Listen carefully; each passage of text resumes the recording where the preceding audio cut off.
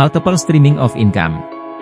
Teori klasik dalam membangun ekonomi rumah tangga adalah menambah cash flow atau uang masuk.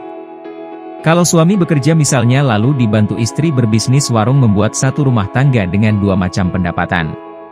Lalu sang suami yang pegawai tersebut setiap weekend mengajar bela diri silat sehingga menambah pendapatan suami menjadi dua sumber income.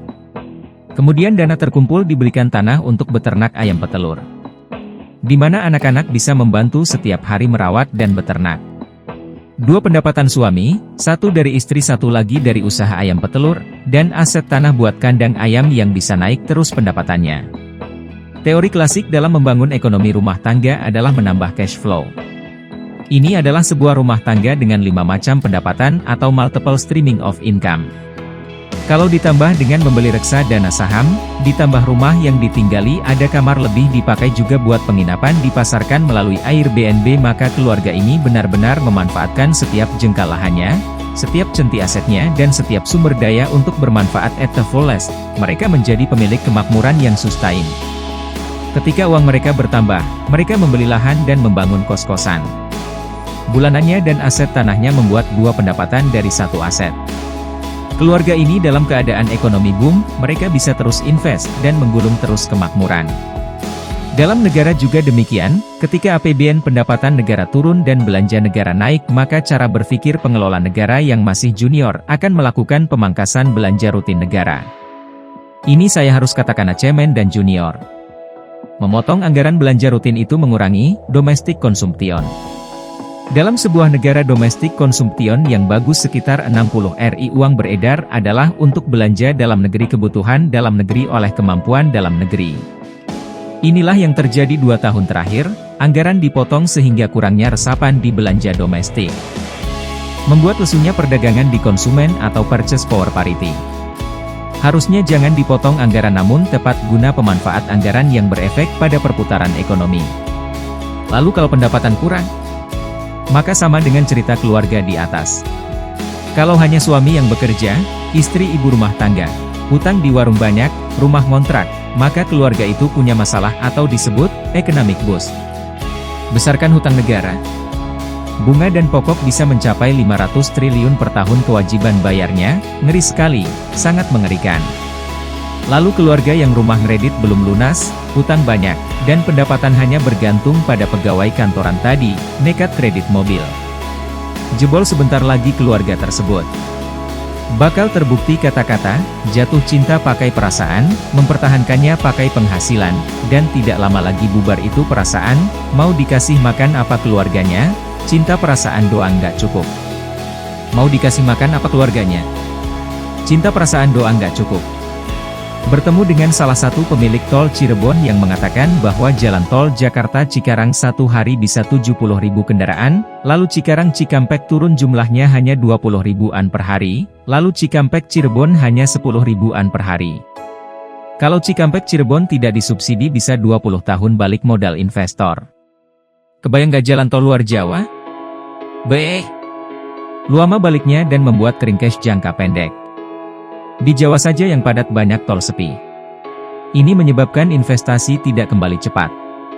Beda dengan membangun jalan, non-tol, yang lebih berdampak untuk masyarakat, namun semua ini tahun 2018 dan 2019 sudah harus dibatasi pembangunannya, terlalu berat beban APBN yang menyebabkan keringnya dana beredar di masyarakat ditambah BUMN yang menghajar semua bisnis lokal.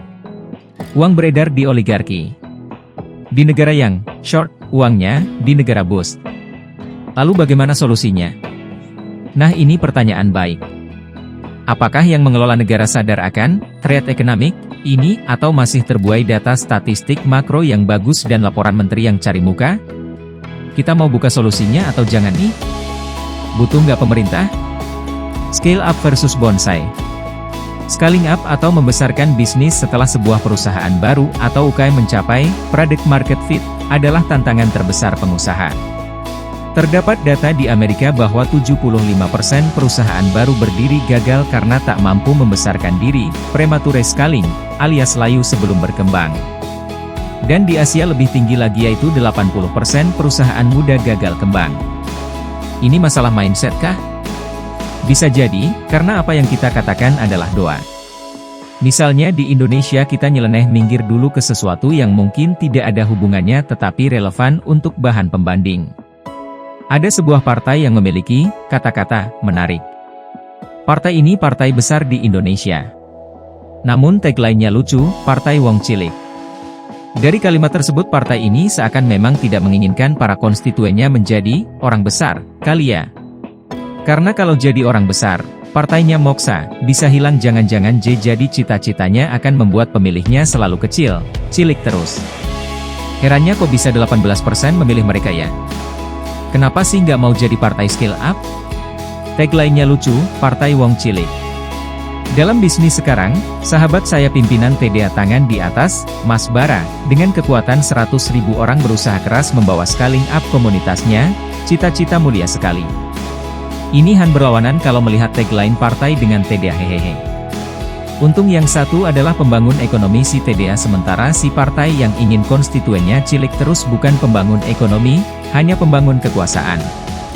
Balik lagi ke awal tulisan tentang mengembangkan diri, sebagian besar UKM adalah perusahaan bonsai, karena sepanjang hidupnya kecil terus tidak pernah membesar karena tak tahu dan tak mampu melakukan scaling up.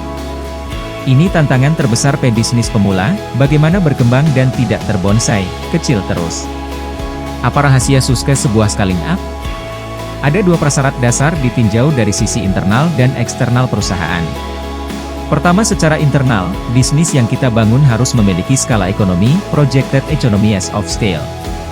Kedua secara eksternal, ia harus memiliki pasar yang cukup besar, large addressable market, untuk tumbuh. Nah di sini kita mulai masuk ke dalam bisnis secara rinci. Pemahaman berbisnis seseorang pemula harus meningkat dari sekedar jualan dan mengelola, manajemen, perusahaan menjadi membuat skala keekonomian. Saya paham tulisan bisnis tidak populer di Indonesia. Peminatnya sedikit sekali. Namun saya percaya banyak sahabat yang ingin makmur, jadi saya terus banjiri dengan informasi beginian, boleh? Economies of scale adalah sebuah perhitungan bisnis yang bisa masif membesar, atau bahasa lainnya skala ekonomi terjadi jika biaya persatuan, unit cost, turun jika output perusahaan bertambah besar. Bisnis yang mengalami hal ini disebut bisnis tersebut scalable. Seperti misalnya bisnis komputer dan dunia internet. Semakin banyak yang beli, semakin banyak yang pakai, biaya produksi semakin turun persatuan unitnya. Misalnya flat screen TV di awal keluarnya harga TV 42 inci bisa 20 juta rupiah, sekarang ukuran yang sama bisa hanya 4 juta per unitnya. Laptop, mobil, dan banyak lagi scalable bisnis semacam ini. Di sisi lain misalnya warteg, ongkosnya flat.